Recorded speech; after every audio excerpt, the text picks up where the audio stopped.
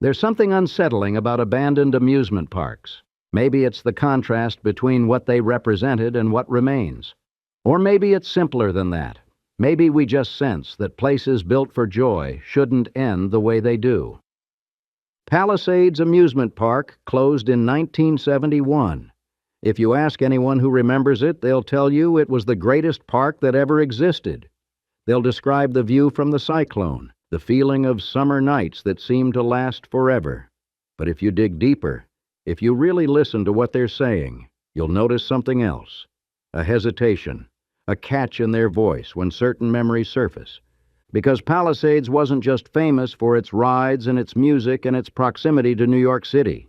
It was famous for being the park that wouldn't let black people swim in its pool, the park that fought integration harder than almost any entertainment venue in the North, the park where violence wasn't an accident but a policy, and the park that, in the end, was destroyed not by time or economics, but by greed so naked that even the people who'd spent their whole lives there felt betrayed. This is the real dark story of Palisades Amusement Park. Not ghosts, not curses, just the grinding machinery of American racism and capitalism doing exactly what it was designed to do. We're going to walk through this story carefully, not because it's fragile, but because it's been buried under layers of nostalgia and selective memory. You'll recognize parts of it immediately. Other parts will make you question how something this ugly could have existed in plain sight for so long. And some parts will make you realize that the ugliness never really went away. It just changed addresses. Let's start with the location, because geography matters in this story. Palisades Amusement Park sat on 30 acres of clifftop land in Cliffside Park in Fort Lee, New Jersey, directly across the Hudson River from Manhattan. You could see the skyline from anywhere in the park. On the Ferris wheel, you could pick out individual buildings. This wasn't some distant rural attraction where management could claim ignorance about social progress happening elsewhere. This was a park that could see the future from its front gate and chose to look the other way.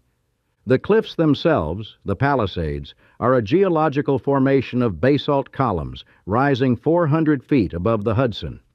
They're dramatic, beautiful, and they made the park's location spectacular. They also made it dangerous in ways that would become clear over 73 years of operation. The park opened in 1898 as a trolley park, one of hundreds created by electric railway companies to generate weekend ridership. The original name was Bergen Beach Amusement Park, though almost nobody called it that. The Palisades were too famous, too visually striking. The park became Palisades Amusement Park almost immediately, and it carried that name until the last day it operated. In those early years, the park was modest. Picnic grounds, a carousel, a few other gentle rides, a shooting gallery, a dance pavilion, the kinds of attractions that wouldn't seem out of place in any turn-of-the-century leisure ground. But something changed in 1908 when two brothers, Nicholas and Joseph Schenck, took over management. The Schenck brothers understood something fundamental about the amusement business. People didn't just want gentle entertainment.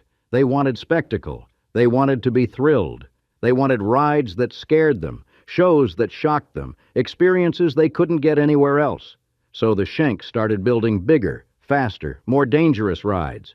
They brought in acts from vaudeville and circus. They advertised aggressively, and people came. By the 1920s, Palisades was one of the premier amusement parks on the East Coast. The Cyclone roller coaster, installed in 1927, became legendary. It was a wooden monster, the kind of ride where you could hear the entire structure groaning and creaking under the weight of the trains. Riders loved it precisely because it felt dangerous, because every turn and drop seemed to push the limits of what wood and metal could safely do, and sometimes it pushed past those limits. The Cyclone killed people. Not often, but regularly enough that newspapers stopped treating each death as shocking news.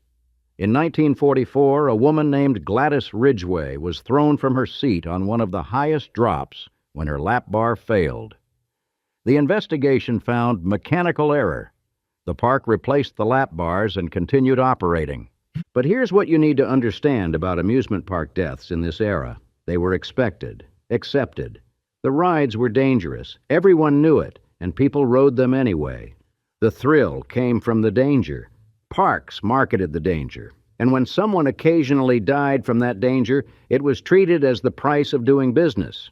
Palisades had other deadly rides, too. The Lake Placid bobsled, which sent cars racing down an ice track with minimal safety restraints. The parachute jump, which dropped riders from a tower while attached to what amounted to a large umbrella. These weren't accidents waiting to happen. They were accidents happening regularly, and the park kept operating them because they were popular and profitable. The death toll at Palisades over its 73 years of operation is difficult to establish precisely. Record-keeping was inconsistent, and the park had no incentive to maintain accurate mortality statistics. But estimates based on newspaper reports, coroner records, and park insurance documents put the number somewhere between 30 and 50 deaths, directly attributable to ride failures or park conditions. 30 to 50 deaths. Spread across 7 decades with millions of visitors, that might seem almost reasonable for an amusement park of that era. But the deaths weren't evenly distributed. They clustered in specific periods and around specific attractions, and they were just one piece of a larger pattern of negligence and deliberate disregard for visitor safety. But the deaths from rides, as tragic as they were, aren't the dark story we're here to discuss. Because worse than the mechanical failures, worse than the inadequate safety standards, worse than the occasional death from a malfunctioning lap bar was what the park did deliberately, with policy, with intent. Palisades. Amusement Park practiced racial segregation more aggressively than many southern establishments. This needs to be said clearly and without euphemism. Palisades was a racist park. It excluded black visitors systematically. It enforced this exclusion with violence when necessary. And it fought against integration with a ferocity that shocked even segregationists. The centerpiece of this segregation was the pool. Palisades claimed to have the world's largest outdoor saltwater pool. Whether this was technically accurate depends on how you define the terms, but the pool was undeniably massive. It held thousands of swimmers at a time. The water was pumped in from the Hudson River, filtered, treated with chlorine, and heated. On summer weekends, the pool was the park's main attraction, drawing families from across the metropolitan area. Black families were not allowed to swim in that pool. Not as a matter of custom, not as an unspoken rule, as official park policy, enforced by management, backed by security, and defended in court. The justification, when park management bothered to offer one, was that white swimmers wouldn't want to share the pool with black swimmers. That integrated swimming would drive away white customers. That the park had a right to run its business as it saw fit. All the familiar arguments of segregation, transported from the South to northern New Jersey and applied with the same brutal efficiency. But Palisades didn't just exclude black swimmers quietly. It made examples of people who tried to integrate the pool. In 1947, a young woman named Melba Vale arrived at Palisades with a group of friends. Vale was Puerto Rican, light-skinned enough that she'd bought a ticket and entered the park without incident. She went to the pool, changed into her swimsuit, and jumped in. Within minutes, pool staff had surrounded her. They demanded she get out of the water immediately. Vale refused. She'd paid her admission. She had every right to swim. The staff grabbed her, physically lifted her out of the pool, and forcibly removed her from the park. Vale filed a lawsuit. The case went to court, and Palisades won. The court ruled that while New Jersey had civil rights laws prohibiting discrimination in public accommodations, those laws didn't apply to amusement parks. Parks were private entertainment venues, the court said, not public accommodations. They could exclude anyone they wanted for any reason. The law protected them. This ruling gave Palisades legal cover for its segregation policies, but it also did something else. It sent a message to black residents across the region. You are not welcome here. We will remove you by force if necessary, and the law will support us. The Melba Vale incident wasn't isolated. It was policy, enacted repeatedly, violently, publicly. Black families who attempted to use the pool were thrown out. Black teenagers who bought tickets were denied entry once staff realized their race. Children were humiliated, parents were threatened, and anyone who resisted was met with physical force. And this happened in New Jersey, not Mississippi, not Alabama. New Jersey, across the river from New York City, in the 1940s and 1950s and into the 1960s. While the rest of the country was beginning slowly and painfully to dismantle legal segregation, Palisades was fighting to maintain it. The park's owners during this period were the Rosenthal brothers, Irving and Jack, who'd purchased Palisades in 1934. The Rosenthals were successful businessmen. They'd made fortunes in real estate and entertainment. They knew exactly what they were doing when they enforced segregation at their park. This wasn't ignorance. It wasn't a vestige of older practices they hadn't bothered to update. It was a deliberate business decision made by people who understood that racism was profitable. Because here's the thing about segregation at Palisades. It worked economically. White families did prefer segregated facilities. They did bring their children to a park where they wouldn't have to share space with black families. The pool was wildly popular precisely because it was whites only. The Rosenthals understood this, exploited it, and defended it when challenged. By the early 1960s, this was becoming untenable. The civil rights movement was gaining momentum. Legal segregation in the South was being dismantled, slowly but inexorably. Northern cities were being forced to confront their own racist practices, and activist groups were beginning to target Palisades. The Congress of Racial Equality, known as CORE, had been founded in 1942 to fight segregation through nonviolent direct action. By the early 1960s, CORE chapters across the country were organizing sit-ins, freedom rides, and protests against discriminatory businesses. The New York and New Jersey chapters of CORE decided to target Palisades Amusement Park. Their strategy was simple. They would organize groups of black and white swimmers to visit the park together. They would purchase tickets, go to the pool, and swim.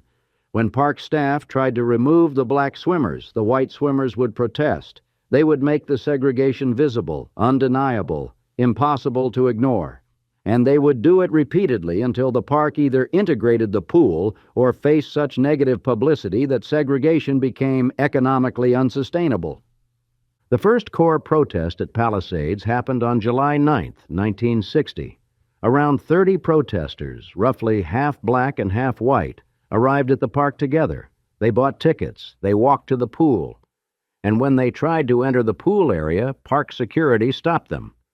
What happened next was brutal. Security guards surrounded the protesters. They didn't ask them to leave. They didn't politely escort them out. They attacked them. They grabbed black protesters and physically threw them toward the exit.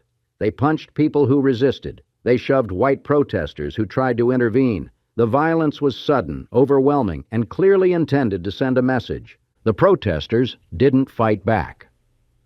CORE's philosophy was nonviolent resistance. They allowed themselves to be beaten and removed. They documented everything, and then they came back. The protests continued throughout the summer of 1960. Every weekend, CORE brought groups to Palisades. Every weekend, park security violently removed them. The local newspapers covered the protests. National civil rights organizations took notice, and slowly public opinion began to shift. But the Rosenthals didn't budge. They defended their right to run their park as they saw fit. They argued that forced integration would destroy their business. They positioned themselves as victims of outside agitators who didn't understand the economics of running an amusement park. And they continued to exclude black swimmers from the pool. The thing is, the Rosenthals weren't entirely wrong about the economics. Integrating the pool probably would have cost them white customers, at least initially. Racism was profitable. That was the whole problem. The Rosenthals were making a rational business decision based on the racist preferences of their customer base. They were simply willing to say out loud what many other business owners believed privately. The protests continued into 1961. CORE expanded its tactics. They organized picket lines outside the park gates. They distributed leaflets to people waiting in line, informing them about the park's segregation policies. They contacted churches and community groups, asking them to boycott Palisades. They tried to make supporting segregation socially unacceptable. And very slowly it started to work. By the summer of 1962, attendance at Palisades was declining, not catastrophically, but noticeably. The protests were having an impact. More importantly, the nature of that impact was changing. It wasn't just black families avoiding the park. Some white families, particularly younger ones, were starting to feel uncomfortable supporting an openly segregated facility. The moral landscape was shifting, and the Rosenthals were on the wrong side. In 1962, New Jersey passed a strengthened civil rights law, explicitly including amusement parks in the definition of public accommodations. Discrimination in parks was now clearly illegal. The Rosenthals couldn't rely on the legal loophole that had protected them for 15 years. They had a choice: integrate the pool or face legal consequences. On July 4, 1962, Palisades Amusement Park officially integrated its pool. The date was not accidental. Independence Day, the celebration of American freedom, became the day when a New Jersey amusement park finally allowed black children to swim in the same water as white children. The symbolism was obvious and bitter. The integration was quiet. No announcements, no ceremony, no acknowledgement that anything had changed. The park simply stopped throwing black swimmers out of the pool. Security guards who had spent 2 summers beating protesters now stood by and watched as integrated groups entered the water together. And the world didn't end.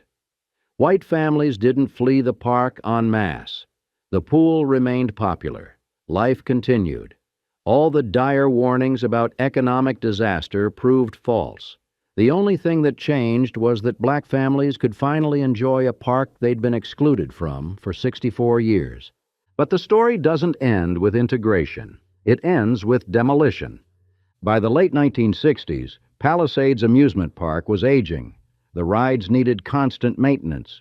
The facilities were outdated. Competition from newer, larger theme parks was intensifying. The park was still profitable, but margins were shrinking. This was normal for an entertainment venue entering its 8th decade of operation. Many parks in similar situations would renovate, update, and continue operating for decades more. The Rosenthals chose differently. The land under Palisades had become extraordinarily valuable.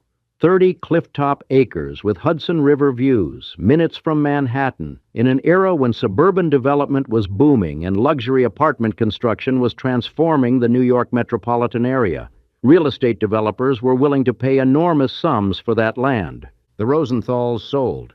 In 1971, they announced that Palisades Amusement Park would close permanently at the end of the summer season. The land would be sold to developers who would tear down the park and build high-rise apartment buildings. The announcement shocked the community. Palisades had been a constant presence for 73 years. It employed hundreds of local residents. It was woven into the cultural fabric of northern New Jersey, and it was being erased for apartment buildings. The employees learned about the closure from newspapers. No advance warning, no attempt to find them other positions, nothing. One day they had jobs. The next day, they were reading about how those jobs would disappear in 3 months. The community organized to try to save the park. Local politicians proposed buying the land and operating Palisades as a public facility. Preservation groups argued for landmark status. Former employees pleaded for the Rosenthals to reconsider. None of it mattered. The Rosenthals had made their decision. The sale was already arranged. The park would close, the buildings would be demolished, and the brothers would walk away with tens of millions of dollars. The final day of operation was September 12, 1971. Thousands of people came to ride the Cyclone one last time, to swim in the pool one last time, to say goodbye to a place that had been part of their lives since childhood. The mood was somber, almost funereal.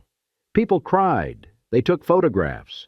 They tried to preserve memories of something that would soon exist only in those memories. The Rosenthals weren't there. They'd already moved on.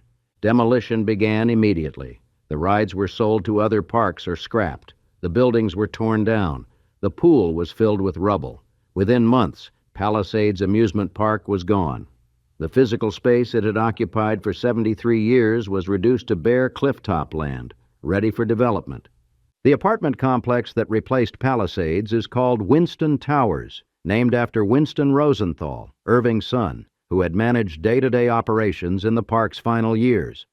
The towers are upscale high-rises with spectacular views and all modern amenities.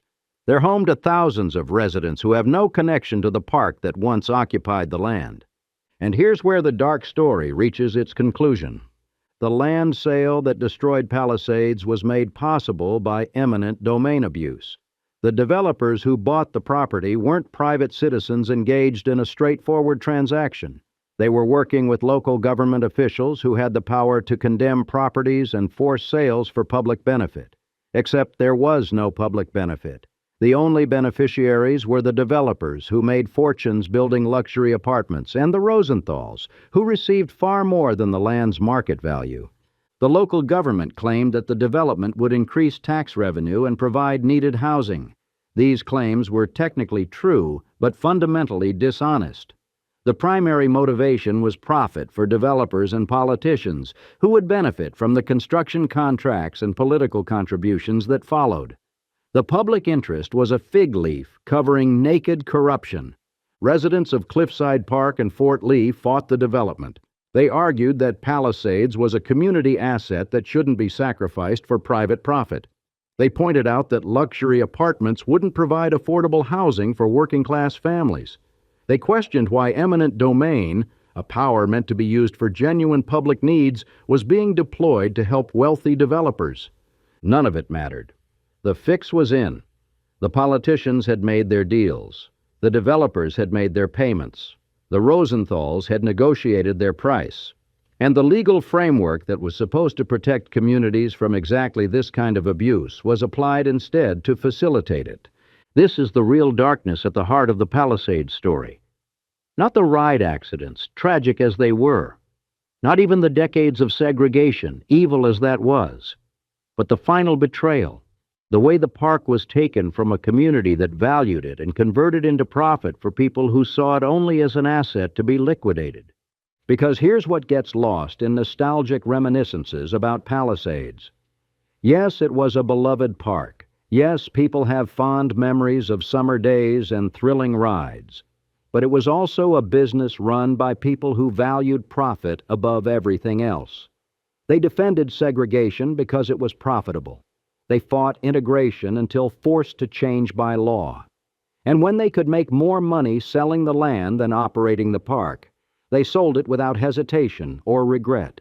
The Rosenthal brothers made millions from Palisades over nearly 4 decades of ownership. They made millions more from the sale, and they walked away clean, their reputations intact, remembered by many as the men who ran the greatest amusement park in New Jersey.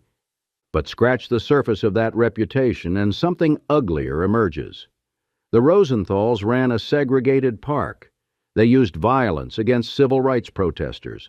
They fought tooth and nail against integration. They laid off hundreds of employees without warning, and they engineered a corrupt land deal that enriched themselves at the community's expense. This isn't speculation or interpretation. These are documented facts. The segregation is recorded in court cases and newspaper articles. The protests are documented in Corps' archives and participant testimonies. The land deal is a matter of public record. The story is there for anyone willing to look past the nostalgia and examine what actually happened. The question is why this history gets forgotten or minimized. Why people remember the cyclone in the pool but not Melba Vale being thrown out of that pool. Why they remember summer nights and cotton candy, but not Corps protesters being beaten by security guards. Why they remember the park closing as a tragedy, but not as the logical conclusion of decades of exploitation. Part of the answer is that nostalgia is powerful. People don't like having their happy memories complicated by ugly truths. It's easier to remember Palisades as a magical place of childhood joy than to acknowledge that it was also a site of racial violence and corporate greed. Part of the answer is that the people who suffered most at Palisades didn't have platforms to tell their stories. Black families excluded from the pool didn't write memoirs about Palisades. Civil rights protesters who were beaten didn't have documentaries made about their experiences. Laid-off employees didn't get to shape the historical narrative. The stories that survived were the ones told by white families who had positive experiences, because those were the families the park was designed to serve. And part of the answer is that acknowledging the full truth about Palisades means acknowledging uncomfortable things about the society that supported it. The park didn't exist in a vacuum. It was segregated because white customers wanted it segregated. It stayed segregated because the legal system protected that segregation. And it was destroyed in a corrupt land deal because the political system allowed that corruption. Palisades was a mirror. It reflected the racism, the greed, and the exploitation that were woven into American society in the mid-20th century. Remembering the park honestly means looking at that reflection clearly. And that's harder than just reminiscing about roller coasters. There's a Fred Rogers special from 1968 where he takes children to Palisades Amusement Park. The footage shows happy kids riding the Cyclone, playing games, eating ice cream. It's charming and wholesome, exactly the kind of thing you'd expect from Mr. Rogers' neighborhood. Except the special aired in 1968, 6 years after the pool was forcibly integrated, during a period when the park was still dealing with the aftermath of the civil rights protests. And every child in that footage is white.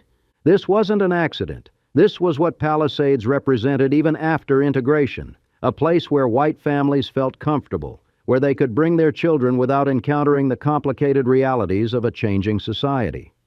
The pool might have been technically integrated, but the park's culture, its atmosphere, its fundamental identity remained oriented toward white customers. Fred Rogers probably didn't think about any of this. He just saw a fun amusement park where he could film children having a good time, and that's the point. The racism was so normalized, so embedded in how the park operated, that even someone as thoughtful and progressive as Fred Rogers could visit and film and broadcast without noticing or questioning who was there and who wasn't. The employees who worked at Palisades during this period tell a more complex story than the one preserved in home movies and television specials. Many of them loved the park. They have genuine affection for the place and the work they did there. But they also remember the tensions, the unspoken rules, the ways management made clear that certain kinds of people weren't welcome. Black employees worked at Palisades, but almost exclusively in maintenance, cleaning, and other behind-the-scenes positions. They didn't operate rides where they'd interact with white customers. They didn't work at food stands. They certainly didn't work as lifeguards at the pool. The segregation extended to employment practices, creating a two-tier system where race determined not just who could visit the park, but who could work where within it. When the park closed in 1971, these employees lost their jobs just like everyone else. But unlike white employees, many of whom had connections that helped them find new positions, black employees often had no such networks. They were simply cut loose with no resources and no support. The park that had exploited their labor while limiting their opportunities abandoned them without a second thought. This is what institutional racism looks like in practice. Not burning crosses or lynchings, but systematic exclusion from opportunities and resources. Policies that seem neutral but create racially disparate outcomes. And a culture that treats all of this as normal, acceptable, just the way things are. The Winston Towers that now occupy the Palisades site are themselves a monument to this history. They're luxury apartments priced far beyond what most working-class families can afford. The people who lost their jobs when the park closed couldn't afford to live in the buildings that replaced their workplace. The community that fought to save the park was priced out of the development that destroyed it. The towers are nice. They're well-maintained, desirable addresses with spectacular views. People who live there are generally happy, but they're living on land that was taken from a community through a corrupt process and converted into profit for wealthy developers.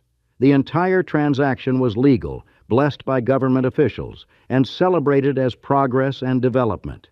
That's how systems of exploitation work. They don't announce themselves as evil. They present themselves as inevitable, even beneficial. Some former Palisades employees refuse to visit the site where the park once stood. They can't bear to see the apartment buildings occupying that space. It's not nostalgia or sentimentality.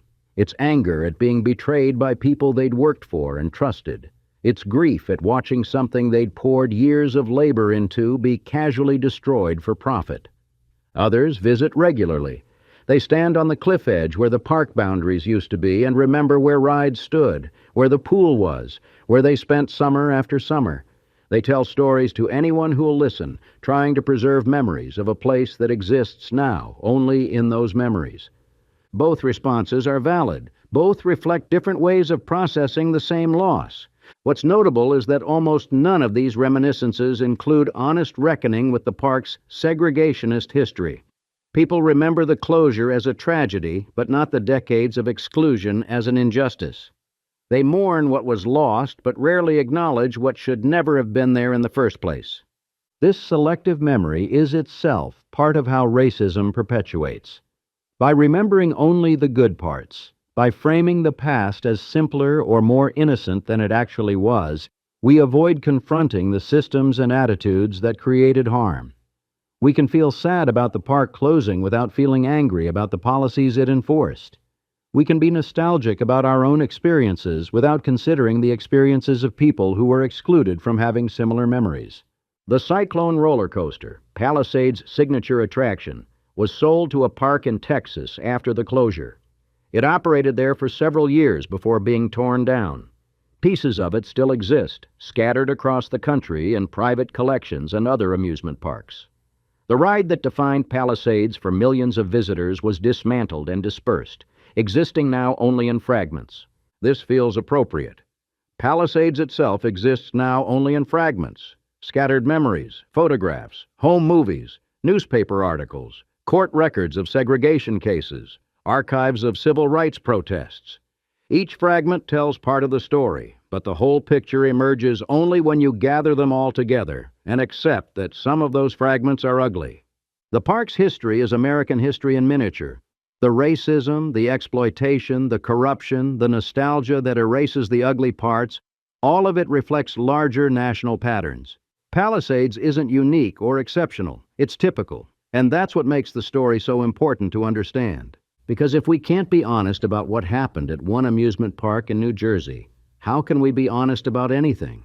If we can't acknowledge that a place of joy and entertainment was also a place of exclusion and violence, that the same institution could make some people happy while harming others, then we're not equipped to understand how systems of oppression actually function. Palisades Amusement Park is gone. The rides are gone. The pool is gone. The Rosenthal brothers are dead. The protesters who fought for integration are aging. The children who swam in that pool after it was finally integrated are grandparents now. The land where it all happened is covered in apartment buildings. But the patterns that shaped Palisades' history aren't gone. Racism in entertainment and leisure spaces persists in different forms. Corrupt land deals that benefit developers at the expense of communities continue to happen. Employee exploitation remains standard practice in many industries, and selective memory that erases uncomfortable truths about the past shapes how we understand the present. The dark story of Palisades isn't about ghosts or curses or supernatural forces. It's about human choices. Choices to exclude, choices to exploit, choices to prioritize profit over people. Choices to defend those priorities with violence when necessary, and choices, even now, to remember selectively, to preserve the pleasant memories while forgetting the brutal ones. These were conscious choices made by real people who had alternatives. The Rosenthals could have integrated the pool decades earlier. They chose not to. They could have treated their employees better when closing the park. They chose not to. They could have resisted the corrupt land deal, or at least advocated for community interests. They chose not to. Every step of Palisades' dark history involved people making decisions that benefited themselves at others' expense. And every step was supported by systems, legal frameworks, and social norms that made those decisions possible and profitable. That's the real haunting at the Palisades site. Not supernatural entities, but the ghosts of injustice, exploitation, and greed that were never properly confronted or resolved. The Winston Towers stand on that history.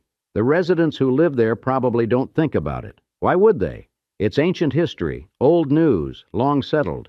But history doesn't settle. It accumulates. It persists. It shapes the present whether we acknowledge it or not. The land where Palisades stood carries that history in invisible ways, in the wealth disparities between the people who profited from the park and the people who were excluded from it, in the patterns of racial segregation that still characterize the region, in the ongoing struggles over development, eminent domain, and who gets to make decisions about how communities use land. Understanding what really happened at Palisades means seeing past the nostalgia to the structure underneath, seeing the amusement park not as an isolated entertainment venue, but as an institution embedded in larger systems of power and exclusion. seeing the closure not as a tragedy but as the logical endpoint of decades of exploitation, and seeing, most importantly, that the darkness in this story isn't supernatural, it's entirely human. Ordinary people making ordinary choices within systems that rewarded cruelty and punished compassion. There's nothing mysterious about it, nothing requiring special explanation, just the grinding operation of American capitalism and racism doing exactly what they were designed to do. The real ghost story would be if any of this had changed, if the systems that made Palisades possible had been dismantled, if the attitudes that supported segregation had been eradicated, if the corruption that enabled the land deal had been prosecuted and prevented from happening again. That would be shocking. That would require supernatural intervention. But none of that happened. The systems persisted. The attitudes evolved but didn't disappear. The corruption continues in new forms. Palisades Amusement Park is gone, but what it represented remains, just with different names and different locations. That's the dark story. Not that a beloved park closed, but that it operated the way it did for as long as it did with such widespread support. Not that rides killed people, but that those deaths were treated as acceptable costs of doing business. Not that the park was eventually destroyed, but that it was destroyed in a way that enriched the already wealthy while impoverishing the community that had sustained it. The people who remember Palisades fondly aren't wrong to have those memories. Their experiences were real and valid. They rode the Cyclone and swam in the pool and ate cotton candy and felt happy. That happened. But it happened in a context that made other people's exclusion and suffering possible. The joy and the injustice weren't separate. They were connected. The park could provide those happy experiences to some people specifically because it excluded others. Holding both truths simultaneously is uncomfortable. It's easier to remember just the good parts or just the bad parts. But reality doesn't offer that luxury. Palisades was both, a place of joy and a place of violence, a beloved institution and an engine of segregation, a community gathering space and a monument to greed. All of it was true, all of it mattered, and all of it continues to matter because the patterns haven't changed, just the surface details. So when you hear someone talk about how Palisades was the greatest amusement park ever, how it was magic, how nothing today compares to what they experienced there as children, understand what you're hearing. You're hearing one part of a larger story, the part that was true for some people, the part that was designed to be true for some people, the part that required excluding other people to function.